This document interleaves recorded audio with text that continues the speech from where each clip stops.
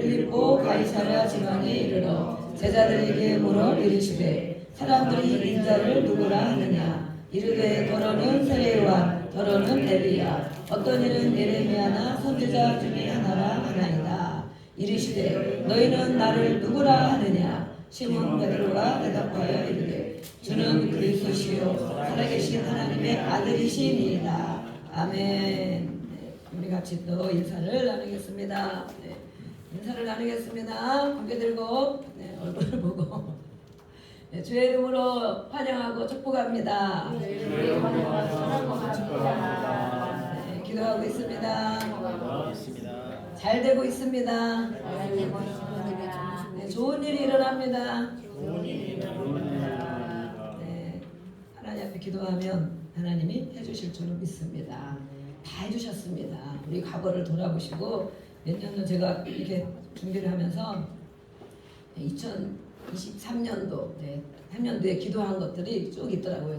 저기 설교 준비하는 그 메모지에 있어요. 그래서 한 번씩 돌아보게 됩니다. 한 번씩 이렇게 돌아보니까 정말 많은 부분에 응답을 다 주셨더라고요. 그래서 아 정말이구나. 우리는 기도에 소원들이 있어야 됩니다. 하나님께 원하는 것이 있어야 됩니다. 물론 내 마음대로 다 되면 원하는 게 없죠. 예. 뭐 몸도 건강하고 마음도 늘 평안하고 돈도 많고 또 관계도 다 좋고 다 나한테 잘해주고 뭐 스트레스 안 받고 술술 잘 풀려가고 그러면 별로 하나님께 구할 게 없어요. 그냥 감사합니다. 그런 분들은 감사합니다 하시면 돼요. 그런 분들이 속으로 있겠죠. 감사합니다. 그래서 저는 최이삭 군이 아닌 이삭을 정말 우리 자녀들이 정말 그렇게 살았으면 좋겠다. 그런 기도하잖아요. 고생 많이 좀 덜하고 우리처럼 죽었다 깨났다 좀 덜하고 막 고통 고민돼서 늘 금식해야 되고 막 그런 거 좀 덜하고 그래도 순종하며 아멘 하며 이렇게 가면 그래도 그런 고생은 좀 덜 할 텐데 그래서 안타까운 마음이 있지만 또 할 수가 없습니다. 고집이 세고 또 강팍하고 하나님의 말씀 순종 안 하고 살다 보면 또 그만한 고통을 겪고 대가를 치를 수밖에 없습니다. 왜냐하면 하나님이 그냥 두시지 않거든요. 하나님의 자녀를 그냥 내버려 두시지 않거든요. 네. 내버려 두시지 않아서 어떻게든지 하나님의 나라에 데려가고 하나님의 자녀로 살아갈 수 있도록 정말 이렇게 이끄시는 걸 볼 수 있어요. 그럼 그럴 때는 힘들다 생각하지 마시고 어떤 일이 잘 안 된다. 내 계획대로 안 된다. 또 내 마음대로 뭐가 안 된다. 그러면 내가 왜 인생이 왜 이럴까? 그럴 것이 아니고 하나님이 살아계시구나. 그렇죠? 하나님이 살아계셔서 하나님의 나를 이렇게 함께 하시고 돌아오라고 사인을 주시구나. 그래서 그때라도 주여 하고 부르고 하나님을 찾아야 돼요. 그러면 하나님께서 또 은혜를 부어주십니다. 그러면서 고비고비 넘어갈 때 우리가 마침내 자라나는 것입니다. 신앙에 성장하여서 정말 하나님이 이런 분이시구나. 그런 하나님을 경험하는 것입니다. 경험. 네. 우리 부모의 사랑을 경험하고 아는 것처럼 하나님의 사랑을 알 수 있어요. 오늘은 우리가 이번 주는 성경 읽기가 없답니다. 와 좋아해야 될까? 아니면 안 되는데 저는 막 그래가지고 빨간 글씨는 쉬어도 밥은 하루 3끼 먹고 명절 기간에는 막 간식도 더 먹고 맛있는 것도 더 먹고 그러는데 이 말씀을 이렇게 안 먹으면 되겠는가? 거기에 또 검정 글씨가 3일이나 있는데 그래도 성경을 읽겠지. 그리고 저는 막 지난주에 한 주 분량 읽을 거를 다 설교를 준비를 해놨습니다. 해놨는데 어제 막 최종적으로 이번 주간은 없답니다.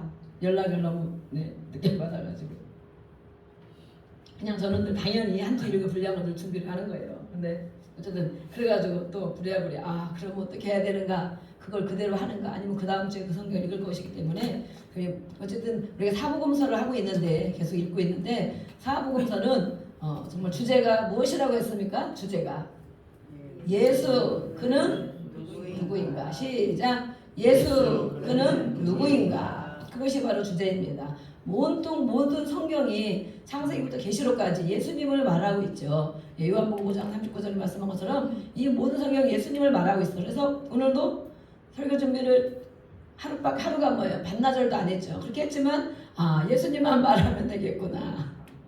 예수님만 말하면 되겠구나. 우리가 사복음서 그 모든 내용이 이렇게 있습니다. 그래서 어쨌든 조금 어렵긴 했지만 그래도 그래 결론은 예수님이지. 예수님이 누구신가? 이 사복음서의 마태, 마가, 누가, 요한의 그들이 예수님을 어떻게 표현했는가?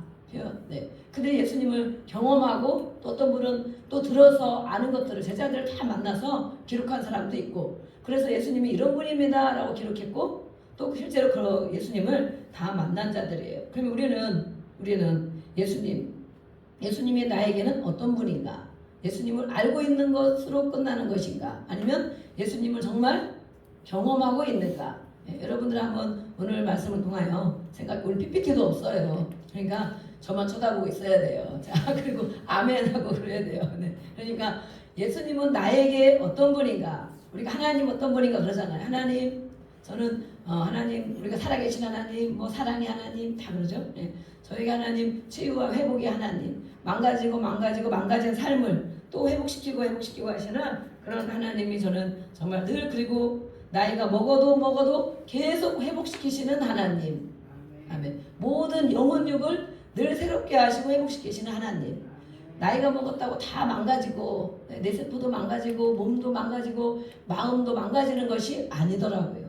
요즘에도 보니까 하나님은 80 먹으신 분도 허리도 딱 고치고 막 심장병도 딱 고치고 막 몇십 년 중풍으로 막 고생하는 분도 막 딱 고치고 와 그런 거 보니까 하나님은 물론 고치시죠. 그러나 우리가 나이가 80, 90, 70 됐으면은 이제는 수술도 안 되고 뭐도 안 되고 이대로 그냥 살다 가야 되나 보다. 그리고 점점 몸은 쇠해지죠. 그것을 당연하게 여기고 있는데 하나님은 속이 날로 새롭다고 그러시는데 겉도 이렇게 고치시는구나. 그것을 많이 바라보고 있어요. 그래서 제가 막 소망이 생기는 것입니다. 약하고 힘들고 이런 부분이 있지만 하나님이 이렇게 정말 즉시 고치시기도 하고 성경에 있는 것처럼 또 점차 고치시기도 하고 새롭게 하시기도 하고 이렇게 고치시는구나. 그래서 걱정할 일이 없다. 우리 시작. 걱정할 일이 없다. 몸이 망가졌어도 걱정할 일이 없다. 마음이 괴로워도 걱정할 일이 없다. 영적으로 흥미하고 힘들고 하나님이 안 믿어지는 것 같아도 걱정할 일이 없다. 붙어있기만 하면 됩니다. 붙어있기만. 그래서 그런 것들 요즘에 또 보고 있는데 그래서 정말 하나님은 그런 분이시다. 예수님 오늘 그는 누구인가? 사복음서에서 계속 말씀하고 있는 주제가 바로 예수님인데 나에게 예수님은 어떤 분인가? 그럼 우리가 모두가 그럴 거예요. 예수님 믿어야 천국 가니까 예수님은 나를 천국으로 인도하는 분이시겠지. 예수님 뭐라고 했습니까? 길이요 진리요 생명이라고 그랬고 나를 왜 십자가를 졌다고 했으니까 어쨌든 했으니 우리가 성찬식을 매월 하는데 했으니까 예수님 믿어야 천국 간다고 했으니까 예수님을 믿습니까? 세 명은 안 믿네. 예수님을 믿습니까? 예수님을 믿어야 영원한 천국에까지 갑니다. 예수님을 믿는 것, 예수님 믿는 것은 예수님이 살아온 삶을 믿고 행하신 일들을 믿고 말씀을 믿는 것입니다. 그럼 내가 예수님을 믿는가? 예수님이 행한 일 성경 기록된 거 우리가 매일 읽고 있는데 그때나 그렇지 지금은 그런 일이 없어. 아니면 아무리 생명 어떤 말씀이 있어도 이분은 이렇게 얘기를 하셨나 봐. 나하고는 상관이 없어. 성경을 읽기는 읽는데 깨달음이 없고 고쳐지는 것이 없고 변화가 없다. 그런 사람도 예수를 믿는다고 할 수 있을까요? 예수님을 안다고 할 수 있겠죠. 예수님을 안다. 예수님 성경에 기록된 예수님을 내가 알고 있다. 예수님이 이런 분이래. 이런 일을 행하셨대. 그 시대에도 이런 것이 있었대. 그래서 지금은 그런 일이 없을걸? 지금은 그냥 이렇게 사는 것이 맞는 거지. 세상 사람과 별 다를 바 없이. 그들이 바로 예수님을 믿는 것인가. 자신의 믿음을 늘 예배에 와서는 점검해야 됩니다. 점검. 이 오늘 말씀 읽은 이 말씀에 빌립보 가이사랴 지방에 가셨어요. 이 지방은 이 로마의 거대한 신전이 세워져 있는 곳이거든요. 저도 여기에 갔다 왔습니다. 신전은 저는 봤나 안 봤나 생각이 안 나는데 어쨌든 빌립보 가이사랴 여기 갔었는데 여기에 이 정말 거대한 로마의 우상을 숭배하는 신전이 세워진 그곳인데 예수님께서 제자들에게 거기에 가서 물어보는 거예요. 거기에서. 그래서 사람들이 인자를 누구라 하느냐. 인자, 하나님의 아들. 이 본인을 얘기하는 거죠. 많은 사람들이 예수님을 누구라 하더냐. 우리도 주변에 많은 사람들 있죠. 그들이 예수님을 뭐라고 하느냐. 네, 예수님을 왜 예수를 믿으라고 하느냐. 개독이다. 막 이렇게 얘기를 하죠. 예, 많은 사람들이 얘기를 그렇게 해요. 예, 그래서 저러는 세례와 저러는 엘리야 같은 선지자, 예레미야 선지자 중에 한 사람이라고 합니다. 사람들은 그래도 예수님이 행하는 일들을 봤기 때문에 선지자가 그런 일을 했기 때문에 예수님을 아는 사람도 와서 저런 일을 하니까 선지자 중에 한 사람이겠지 이렇게 얘기를 했다는 거예요. 그러면 예수님이 또 물어요. 너희는 나를 누구라고 하느냐. 너희는 그러면 나를 봤고 경험했고 따라다녔고 하는 일을 겪었고 그랬는데 너희는 나를 누구라고 하느냐. 베드로가 항상 마음이 급합니다. 1번 일바야. 그래서 바로 대답을 하는 거예요. 뭐라고 합니까? 주는 그리스도시요 살아계신 하나님의 아들이십니다. 우리 대봅시다. 시작. 주는 그리스도시요 살아계신 하나님의 아들이십니다. 주는 우리가 믿는 주, 이 예수님 말하는 거죠. 주는 그리스도, 기름 부음 받은 자. 헬라어는 히브리어는 메시아라고 합니다. 메시아. 그리스도 메시아. 주는 메시아입니다. 구원자입니다. 그리고 살아계신 하나님의 아들입니다. 라고 하는 대답을 했어요. 그 대답은 100% 맞는 정답이었습니다. 100점.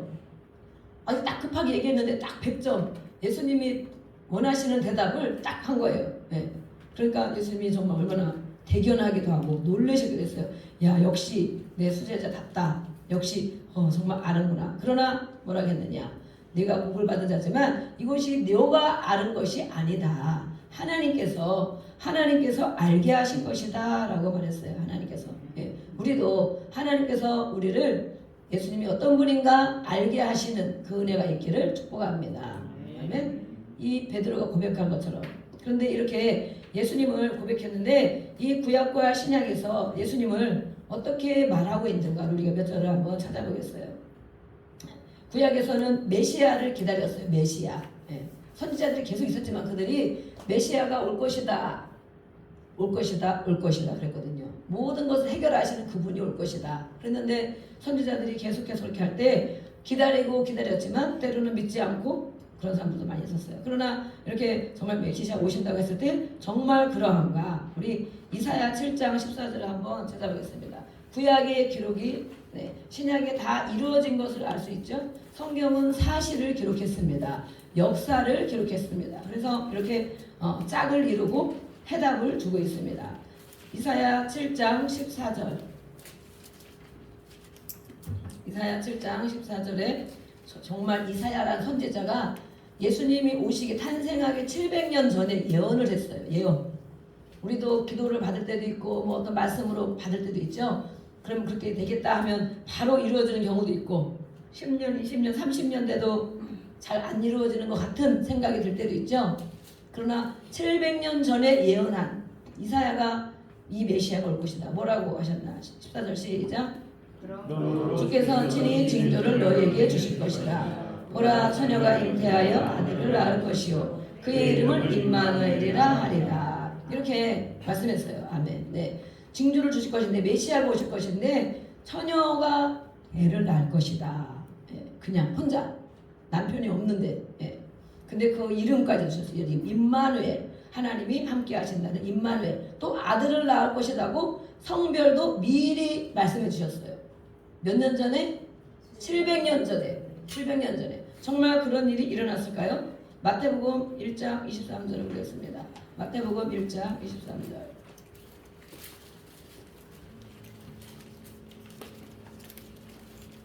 이렇게 구약의 선지자들이 하나님이 말씀한 것들이 다 실제로 사실로 이루어지는 것들을 이 제자들이 그리고 성경에 사실을 기록하고 있어요. 그래서 성경은 사실이다. 역사는 사실이다. 우리도 한국 역사를 알아야 된다 그러잖아요. 사실 있었던 일을 왜곡하면 안 된다 그러잖아요. 여기 우리 23절 보겠습니다. 시작. 보라 처녀가 잉태하여 아들을 낳을 것이요 그의 이름은 임마누엘이라 하리라 하셨으니 이를 번역한즉 하나님 이와 함께 계신다 함이라. 이렇게 이전에는 예수 그리스도의 태어나심. 그래서 요셉에게 천사가 나타나서 이렇게 말했어요. 그래서 정말 이 아들을 주시겠다고 했으니 아들을 낳아야 되겠죠. 예, 아들을 주신다고 다 주셨는데 이름까지 주셨는데 낳는데 예쁜 딸이다. 그러면 그게 또 곤란하죠. 딸을 아들처럼 키우라는 건가? 이것도 곤란하죠. 예, 하나님 말씀 선지자에게 주신 말씀이 그대로 정확하게 임하여서 이렇게 아들을 낳기까지 25절에 보면 이렇게 돼 있어요. 그래서 정말 예수님을 이 땅에 보내주시고 그분이 바로 메시아가 오신다고 하신 그분이다라고 말씀하고 있어요. 마태복음 1장 우리 16절에도 나타나서 16절에도 읽어보겠습니다. 마태복음 펴놨죠? 1장 16절 시작. 야곱은 마리아 남편 요셉을 낳았으니 마리아에게서 그리스도라는 예수가 나시니라. 아멘. 태어나셨죠? 분명히 이사야 선지자가 말씀한 대로 다른 성경에도 많이 있어요. 그러나 다 찾으면 한 3시간 걸리니까 빨리 끝나고 막 밥을 먹어야 되죠. 그래서 어쨌든 많이 다는 안 찾지만 이렇게 선녀에 보면서 나을 것이다 라고 말씀. 그분은 우리 스가랴 9장 9절을 보겠습니다. 스가랴는 어디 있습니까? 마태복음 전에 학계 스가랴 말라기에 있습니다. 마태복음 전에 스가랴 9장 9절. 이렇게 또 선지자 스가랴 선지자 때 예언을 하셨어요. 뭐라고 하셨는가? 9장 9절.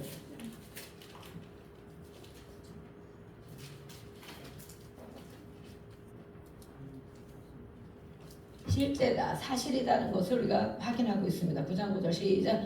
시온에 따라 크게 기뻐할지어다. 예루살렘에 따라 즐거이 부를지어다. 보라, 내 왕이 내게 임하시나니 그는 공의로우시며 구원을 베푸시며 겸손하여 나귀를 타시나니 나귀의 작은 것 곧 나귀 새끼니라. 아멘. 이렇게 겸손하셔서 나귀를 타고 오실 것이다 말했어요. 우리 신약에 실제로 나귀를 타고 오셨죠? 또 찾아봐야 되지만 알고 있으니까 다 찾아뵙겠습니다. 이렇게 미리 선지자를 통해 얘기했는데 그것을 예수님이 말씀을 알고 율법을 알고 또 말씀이신 예수님은 그대로 그것을 행한 것을 알 수가 있습니다. 로마서 1장 3절을 찾아보겠습니다. 로마서 1장 3절.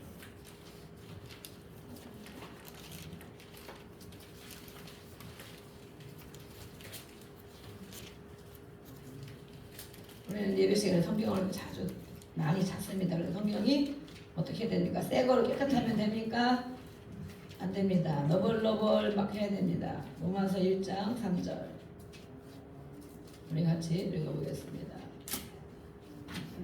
시작. 그의 아들에 관하여 말하면 육신으로는 다윗의 혈통에서 나셨고 다윗의 가문에서 나온다라고 말씀했어요. 그런데 이 로마서에 이렇게 바울이 증명하고 있습니다. 디모데후서 2장 8절. 디모데후서 2장 8절.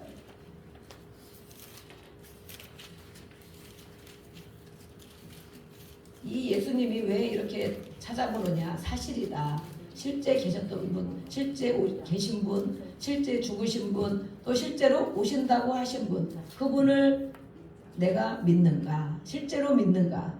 2장 8절 보겠습니다. 시작. 내가 전한 복음대로 다윗의 씨로 죽은 자 가운데서 다시 살아나신 예수 그리스도를 기억하라. 다윗의 자손으로 오신다 말씀한 것처럼 다윗 자손으로 이렇게 오셔서 우리 또 바울이 증명하고 있습니다.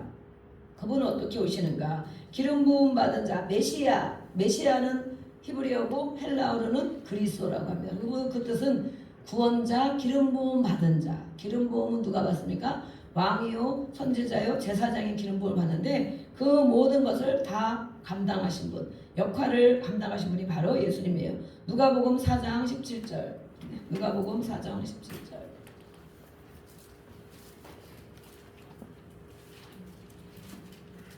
그 예수님이 그리스도, 우리가 예수 그리스도, 누가복음 4장 17절.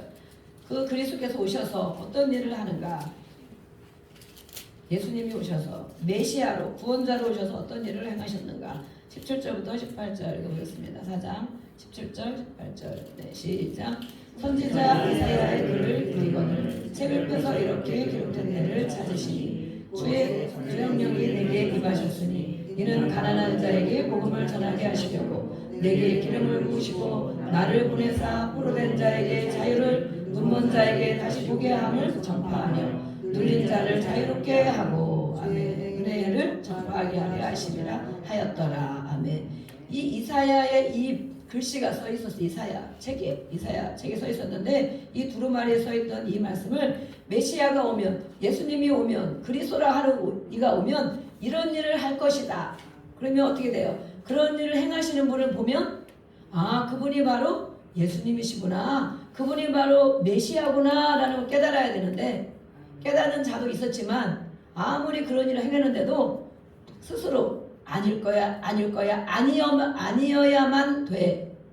왜 그랬을까? 그들이 바리새인과 지금 유대인들이 있지, 서기관들과 대제사장들, 이런 사람들이 이런 일을 분명히 예수님이 다시면 율법을 알고 말씀을 다 알고 있는데도 불구하고 아니야, 그는 메시아일 수가 없어, 메시아가 아니어야만 돼, 그랬단 말이에요. 그래서 믿지 않고 또 정말 신성모독, 하나님을 아버지라고 한다 이러면서 신성모독, 이렇게 율법을 알고 있는데도 이렇게 했단 말이죠. 이 말씀 우리 아까 이사야서 봤죠? 이사야 61장 1절 보겠습니다. 정말 이사야 기록이 써 있는가? 이사야 61장. 저희가 성령의 기름 부음을 사모하고 은혜를 사모하는 분들은 이 말씀을 정말 또 좋아하고 이 말씀을 정말 은혜롭게 보고 있습니다. 61장 1절부터 3절까지 한번 읽어보겠습니다. 말씀을 이렇게 읽고 내 귀로 듣고 깨닫고 그래야 우리가 생명이 되는 것입니다.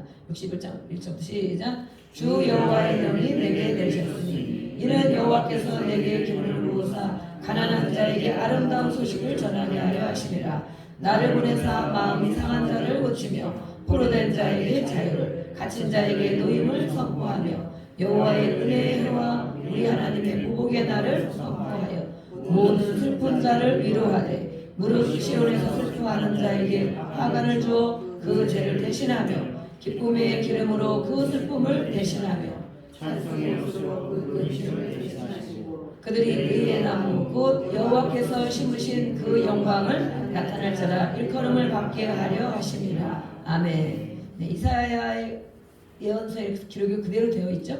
이 예수님이 신약의 메시아 예수님이 오셨는데 실제로 그 예수님 오셔서 하신 일들이 바로 이런 일들이었습니다. 그러면 그분이 실제로 맞고 그분을 우리가 믿는다면 내가 믿는 예수님, 내 안에 계신 예수님, 영원히 믿을 그 예수님이 나에게 이런 일을 해주고 계시는가?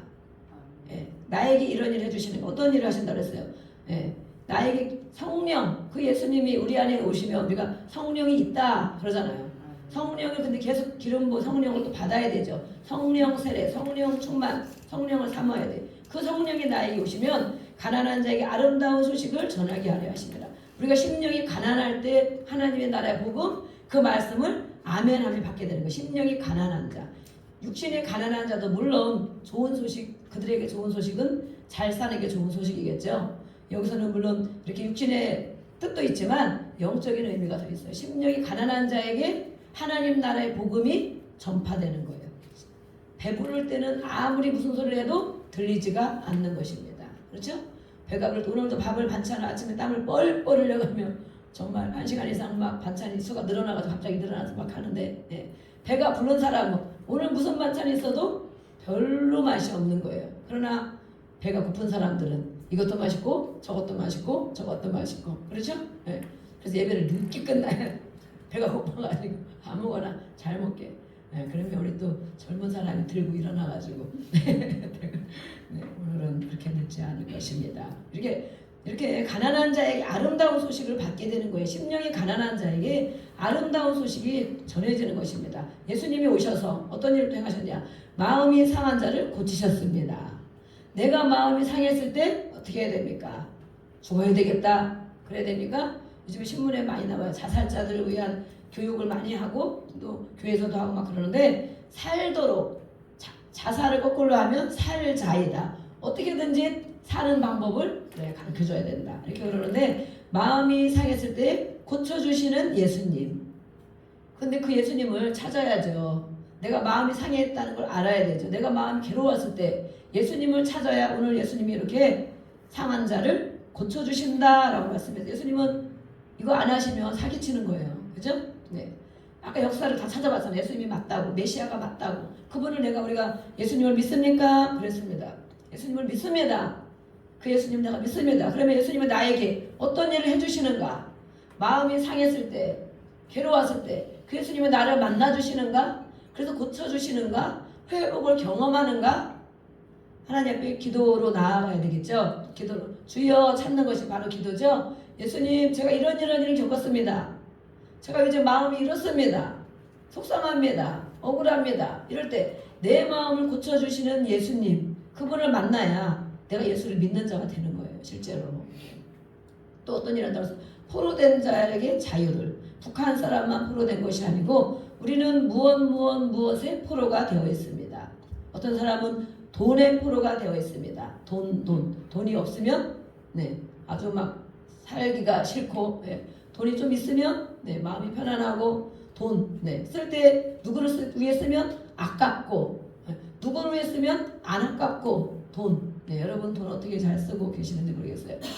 들여지면 아깝고, 내가 좋은 거 사면 안 아깝고, 그렇죠?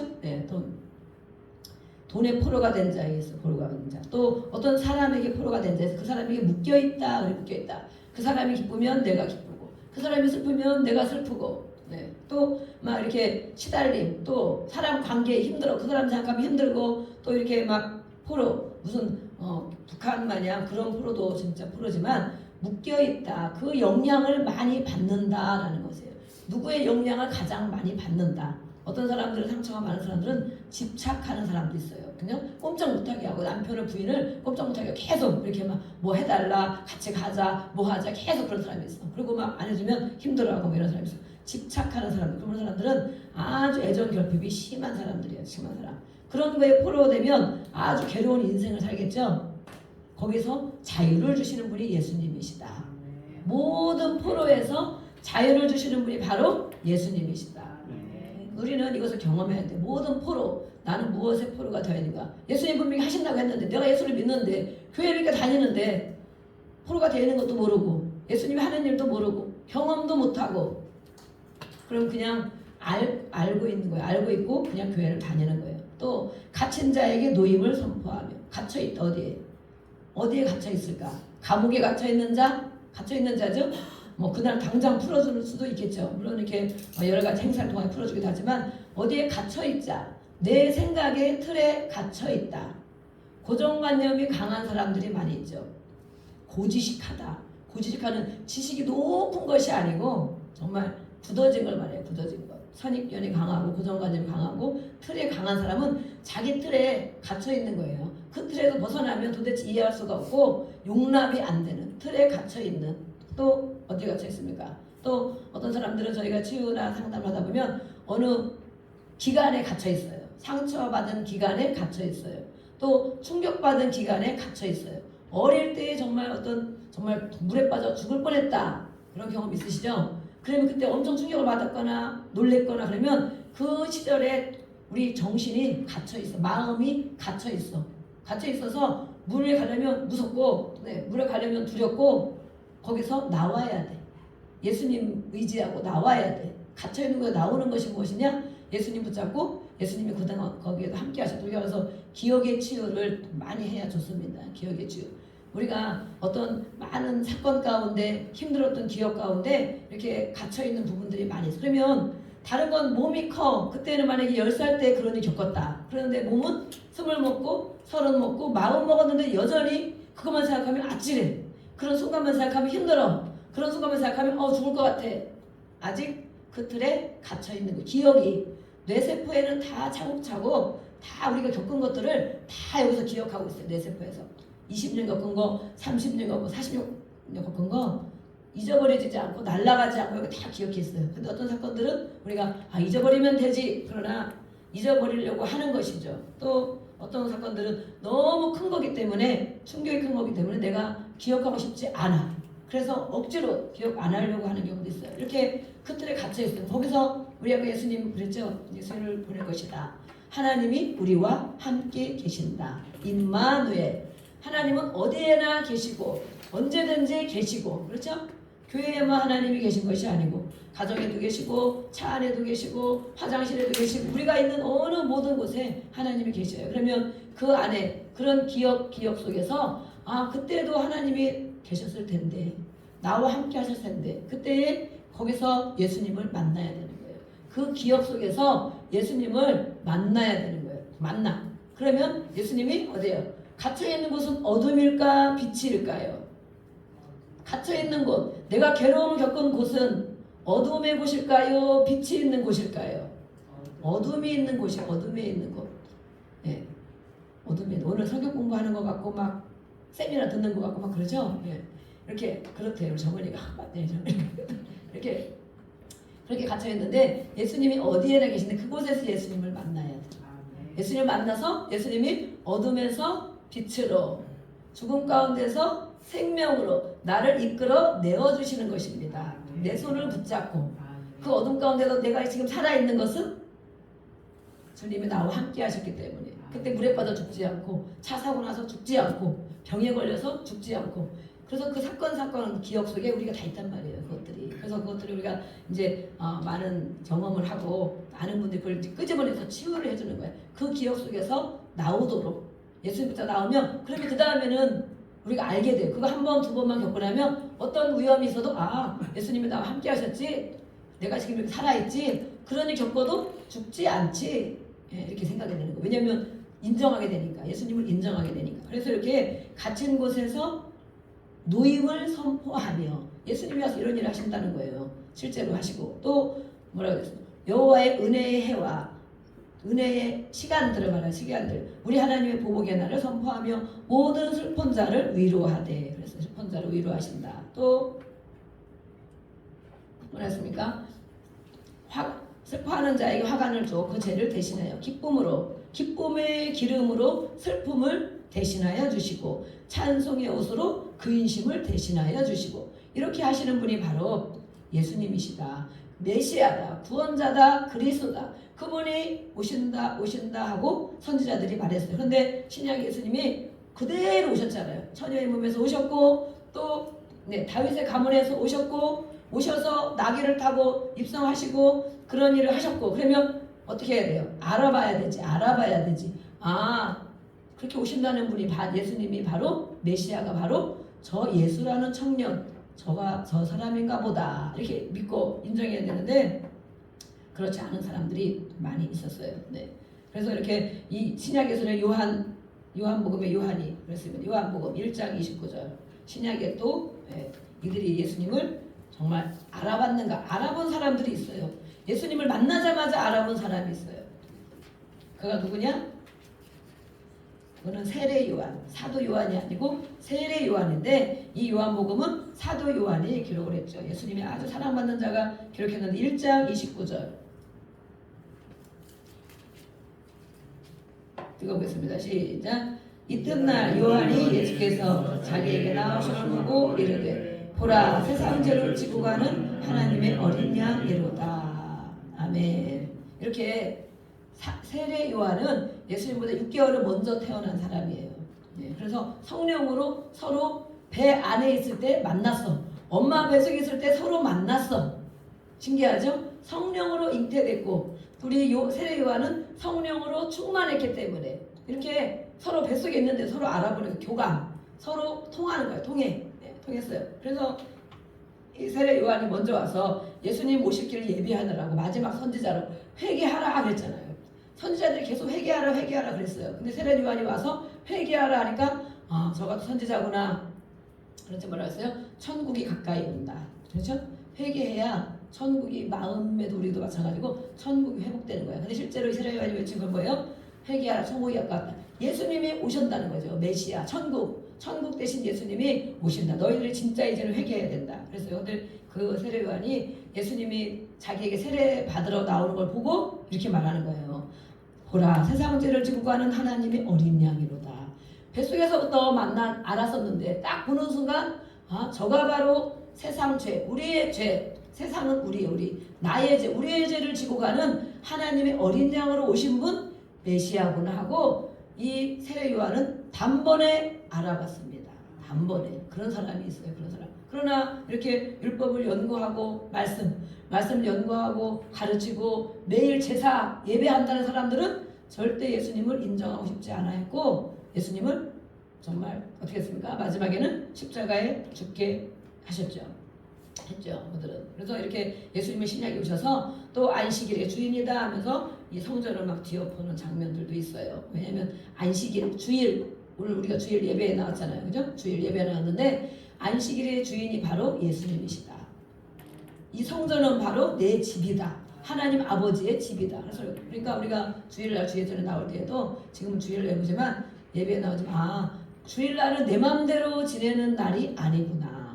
주님의 날. 그래서 우리가 주일, 주님의 날, 주일. 그래서 때로는 정말 야근을 근무하고 때로는 막 비상근무를 하고 이런 사람 많이 있잖아요. 그러면 주일을 못 지켜. 그렇죠? 그럼 어떻게 주일 성수해야 되는데 주일 성수 예배만 잠깐 왔다 가면 주일 성수 한 것이냐? 주님의 날, 주의 날을 하루를 일주일은 열심히 일하고 또 기도하고 하지만 그래도 주의 날은 분별하여서 구별하여서 하나님이 기뻐하는 일을 더 감당하고 싫어하는 일을 더 하지 않고 또 예배하며 이렇게 지내야 주일 성수한다라고 말할 수 있는데 그들은 그러면 주일 성수 어떻게 못하고 어떡하느냐? 안 하는 거와 못하는 것은 분명히 다릅니다. 그렇죠? 안 하는 것, 내가 갈 수 있는데도 안 가는 것, 네, 안 가려고 하는 것, 그건 안 하는 거죠. 왜냐하면 하나님의 자녀가 아니기 때문에 그런 거예요. 하나님을 안 믿기 때문에. 또 예배를 싫어한다. 예배를 싫어하면 예수님을 싫어하는 거죠. 안식일의 주인이라고 그랬는데, 그렇죠? 예배를 싫어한다.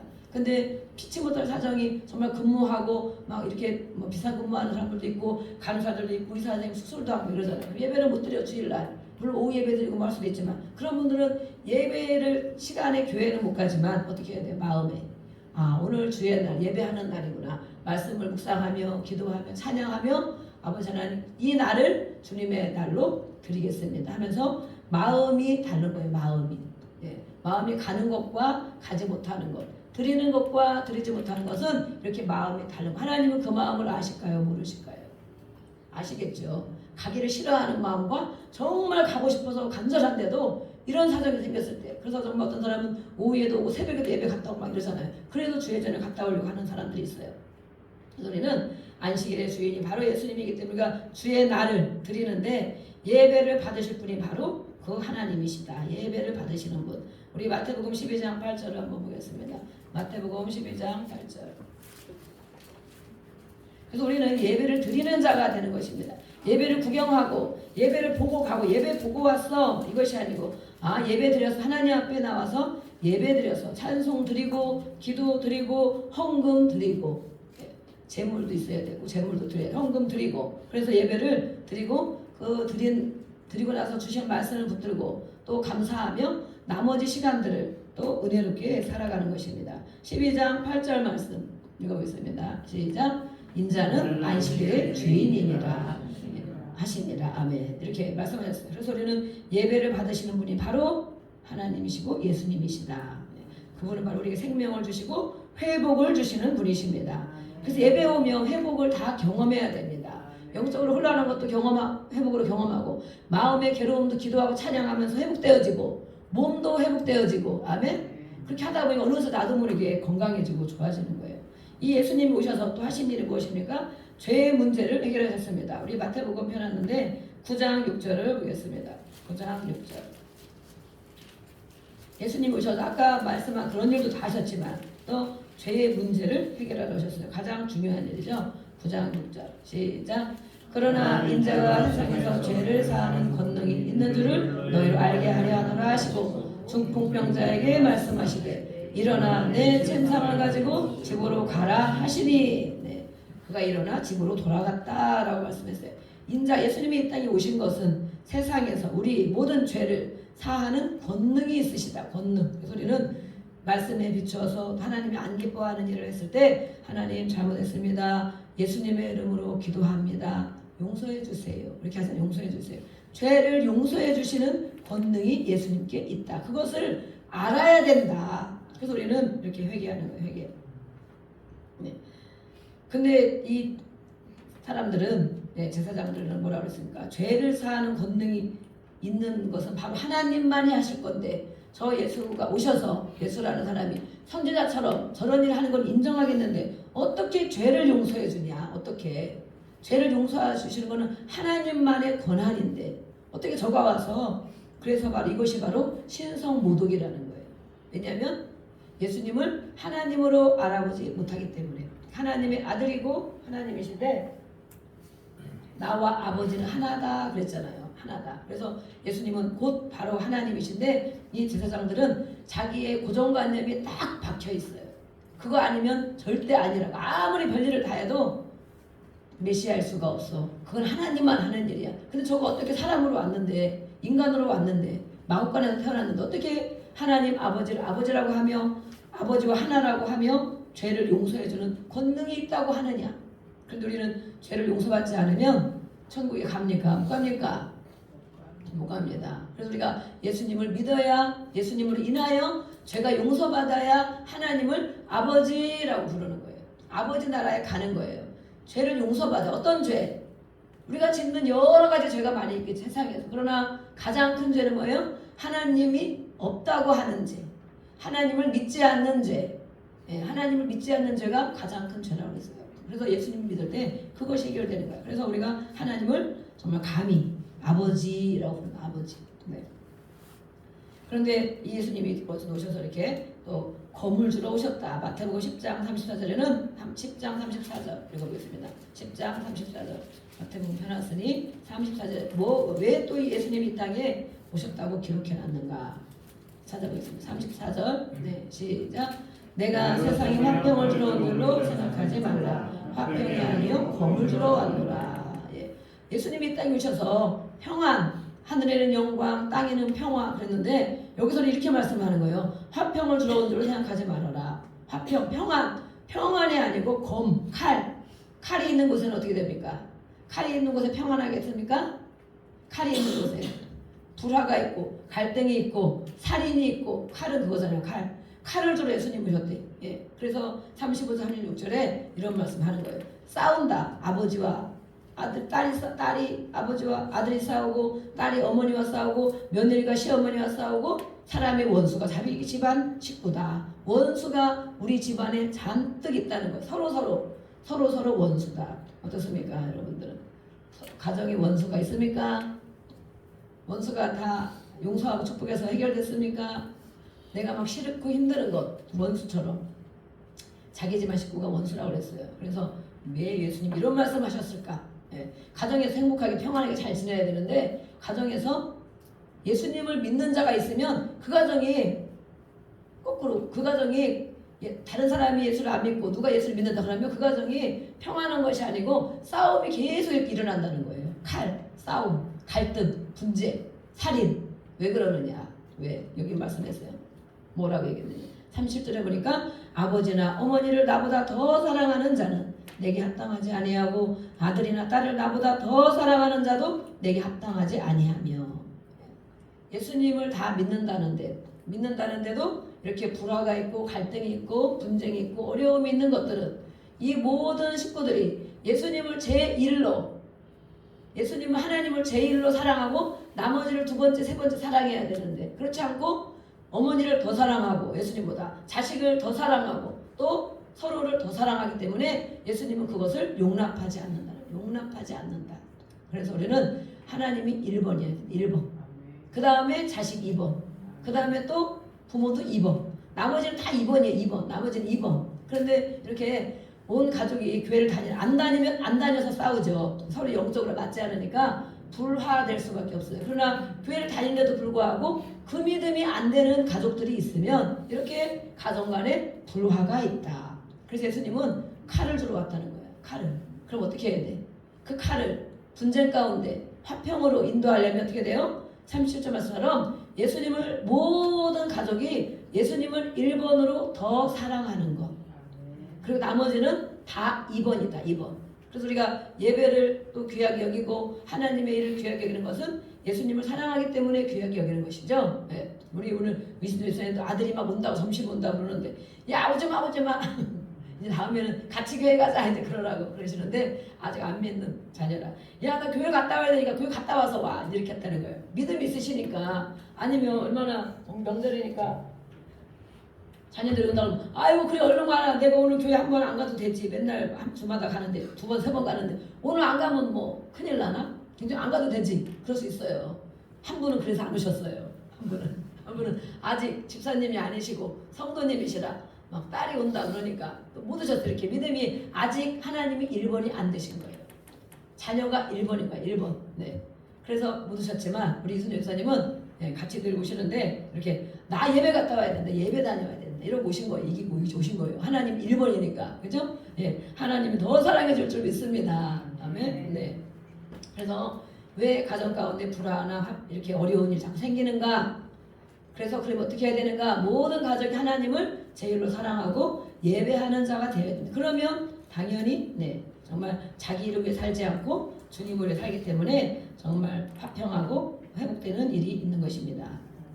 네, 골로새서 1장 20절에도 하나님과 화평을 이루시기 위해서 예수님이 오셨다 말씀해서 예수님을 제대로 믿는 자는 하나님과의 관계가 해결되고 사람과의 관계가 해결된다.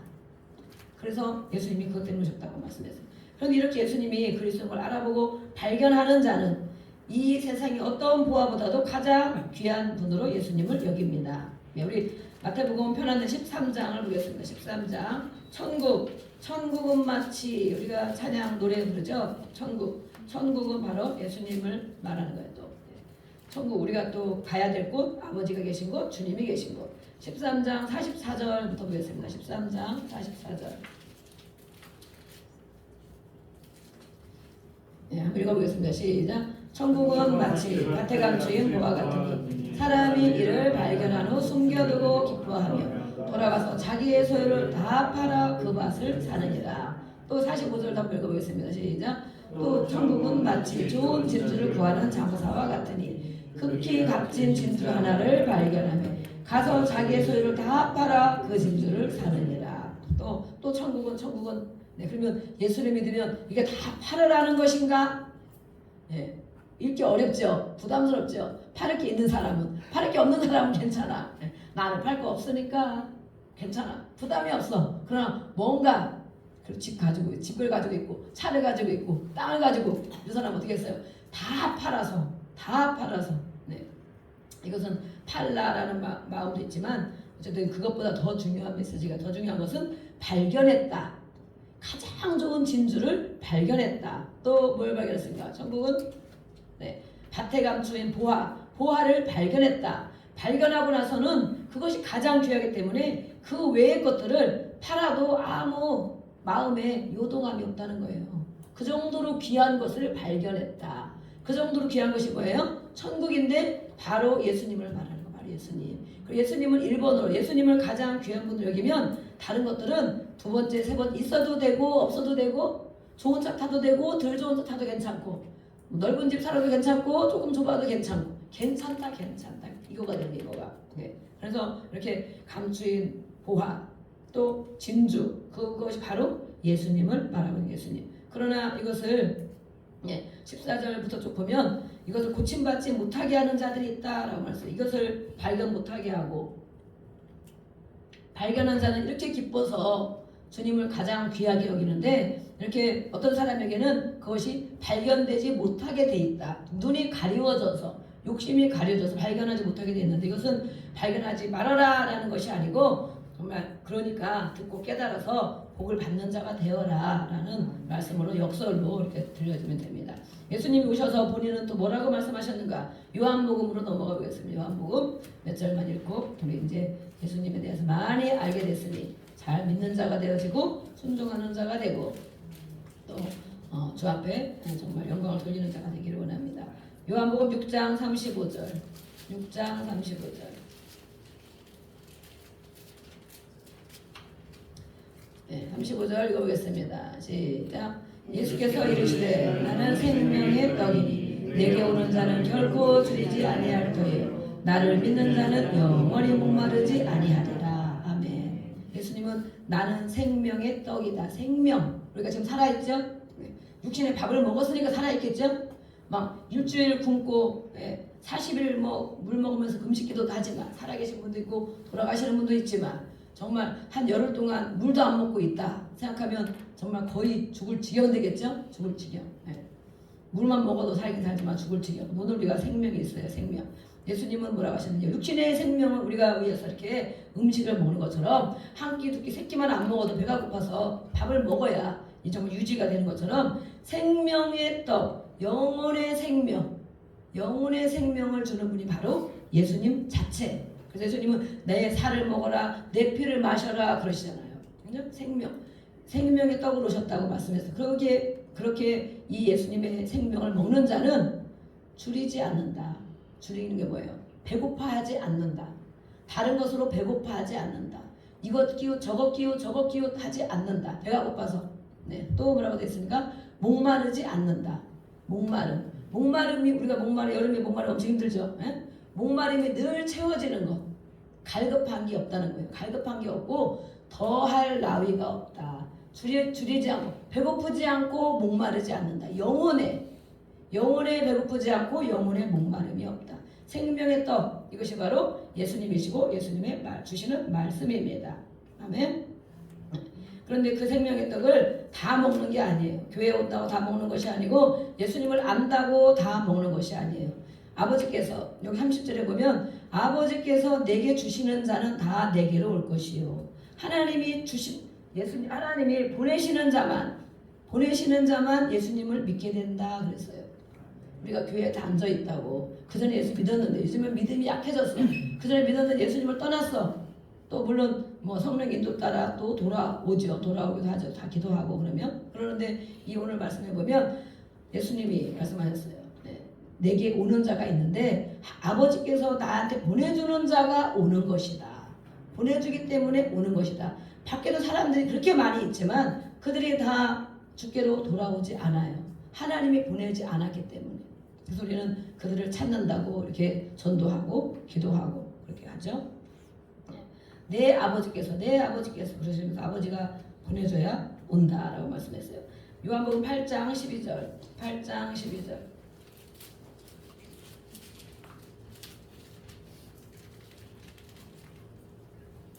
읽어보겠습니다. 시작. 예수께서 또 말씀하여 이르시되 나는 세상의 빛이니 나를 따르는 자는 어두움에 다니지 아니하고 생명의 빛을 얻으리라. 아멘. 이거 뭐라고 했습니까? 나는 세상의 빛이다. 세상. 네. 여러 가지 말씀이 물론 많지만 빛이 뭐예요? 빛. 네. 세상의 빛은 나에게, 세상은 사람을 얘기하기도 해. 나를 얘기하기도 해. 예수님은 나의 빛이시다. 시작. 예수님은 나의 빛이시다. 우리 예수님이 안에 계시면 우리가 어둠 속에 있을 때가 많잖아요. 힘들고 어려울 때 어둠 가운데 있는 거예요. 그런데 예수님이 오신 건 나에게 빛이시다. 예수를 믿는 자는, 예수를 심령에 믿고 그 말씀을 따라가는 자는 어둠 가운데 있지 않는다라고 말씀. 어둠 가운데 있지 않는다. 예, 우리가 어떤 때는 생각이 어둡고 마음이 어둡고 이럴 때 있어요. 이때 이 말씀을 생각하는 거야. 이 말씀을 생각하면서 선포하는 거야. 나는 예수를 믿습니다. 예수의 이름으로 나에게 빛이 비춰질지어다. 어둠은 예수의 이름으로 떠나갈지어다. 어둠 예수의 이름으로 떠나갈지어다. 근심, 염려도 예수의 이름으로 떠나갈지어다. 그렇죠? 근심, 염려가 들어오면 마음이 어두워지잖아요. 어두워져. 근데 예수님은 나는 빛이시다 말씀했어요. 또 빛이 있을 동안에는 빛이 있을 동안에 다녀야 된다라는 말씀이 12장 35절에 기록되어 있어요. 예수님은 나는 선한 목자다. 부활이요 생명이요 길이요 진리요 생명이요 또 말씀하셨고 나는 참 포도나무니 붙어 있어야 된다 말씀했고 선한 목자이기 때문에 나를 위해서 목숨을 버려주셨다라고 말씀했어요. 그래서 그 예수님을 영접하는 자, 그죠? 영접하는 자, 그 이름을 믿는 자들에게는 하나님의 자녀가 되는 권세를 주셨다. 하나님의 자녀, 권세, 힘이라는 거예요. 힘, 권리, 힘. 그래서 우리가 하나님 앞에 기도하는 자가 되는 것입니다. 우리가 가는 것은 교회 다녔기 때문에 다 알기 때문에 이 시간 우리가 기도하겠습니다. 기도 어떻게 기도해야 됩니까?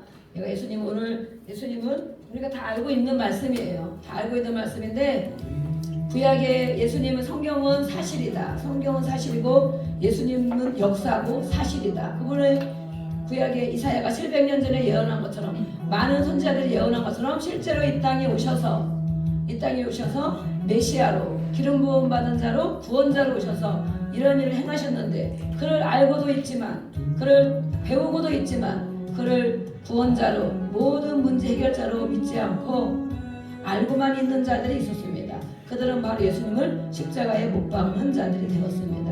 오늘 우리는 이렇게 말씀을 여러 군데 찾아봤는데 나는 예수님을 알고만 있는 자인가? 예수님 오셔서 분명히 이런 일 해주시겠다고 약속하셨는데 그런 경험을 하며 주님을 만나며 주님을 따르며 생명으로 가고 있는가?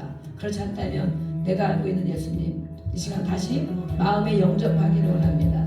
영접하고 이제 나도 그 예수님을